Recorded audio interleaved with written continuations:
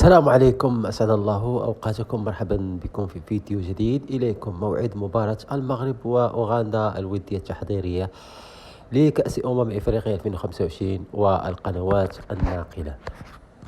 يستعد منتخب المغرب لخوض لقاء مهم ضد منتخب أوغندا ضمن استعدادات أسود الأطلس لمنافسة كأس إفريقيا 2025 على أراضي المغرب. ويقيم المنتخب المغربي معسكرا خلال فترة التوقف الدولي الحالية للوقوف على حالة اللاعبين قبل استضافة كأس الإفريقية الشهر المقبل. وكان أسود الأطلس قد نجحوا في التغلب على الموزمبيق بهدف دون رد في مباراتهم الأولى بالتوقف الحالي.